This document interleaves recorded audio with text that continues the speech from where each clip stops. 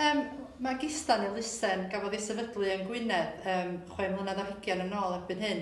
A nath o gael ei sefydlu gan criw o wirfoddolwyr oedd yn gweithio efo Gwasanaeth ieuenctid yn Gwynedd. A nath nhw sylwi bod yna broblem digartrefedd yn ardal Arfon. Wedyn mae GISDA'n sefyll am Gwasanaeth Ifanc sengl digartref Arfon.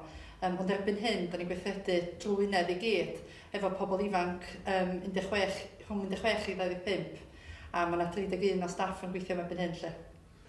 I'm a key worker, so I'm basically involved in the day-to-day workings of the young people. I deal with a client load between 8 and 10 young people, supporting them on a daily basis, whether that's on float support, where they're in their own home or looking to move on from a certain place, or whether they're in our 8-bedroom homeless hostel. We also deal with young families, and we have 3 family projects where GISDA own properties are young people live in these houses, and we support them from the houses as supported accommodation. So basically the day-to-day involvement of supporting the young people. Supportio a geidio nhw. Dwi'n ex-service user hefyd, so dwi'n gweithio Bobl lle dwi'n gwybod path o situations ma'n fewn. Achos bod fi wedi bod yn y situation cynt. So basically roed be dwi wedi gael gan y GISDA dwi'n rhaid yn ôl allan I pobl sy'n angen nhw, really. A ysfaint ti'n gweithio I GISDA? Yes. Wel, nes i ddweud volunteer am 2 wsos gynta. A wedi dechrau wedyn wrth yn pleid. Da ni wedi dechrau efo cynllun mentor cyfoed ers blwyddyn a hanner. Mae Harry Morris wedi bod yn mentor cyfoed efo ni. Ond y ddiweddar mis yma, da ni wedi cyflogi 3 arall. Mae hwn o dan gynllun newydd lle mae'r Llywodraeth yn talu cyflog am 6 mis. A mae GISDA'n buddsoddi o ran yr hyfforddiant a rheoli nhw felly.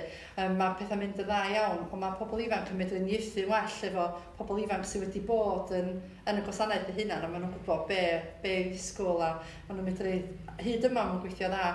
Dwi'n meddwl bod o'n bwysig I pobl ifanc ni, ond hefyd dwi jyst yn teimlo bod o'n dangos bod GISDA yn credu yn y bobl ifanc yma, sef y 3 mentor cyfoed, a credu y gallith nhw ddatblygu hunan, ennill cymhwyster, ac mewn amser fod yn ddinasyddion sy'n mynd I cyfrannu hunan at yr economi ac y gwaith hunan.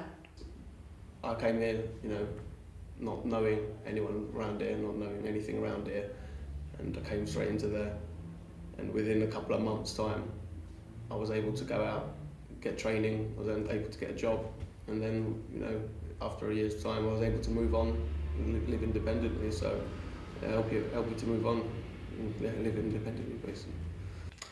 Dwi'n meddwl y peth pwysicaf mae GISDA yn neud I bobl ifanc yn Gwynedd ydy just dangos bod ni'n coelio ac yn credu ynddyn nhw, bod ni'n lleihau stigma sy'n ar ran bobl ifanc yn arbennig yn y flwyddyn 2 dwytha lle mae pethau wedi disgyn yn ofnadwy gyda'r economi a diweithra yn ofnadwy uchel. Mae pobl ifanc wedi diodda'n emosiynol a wedi cael ei effeithio yn waith nag I un grŵp arall.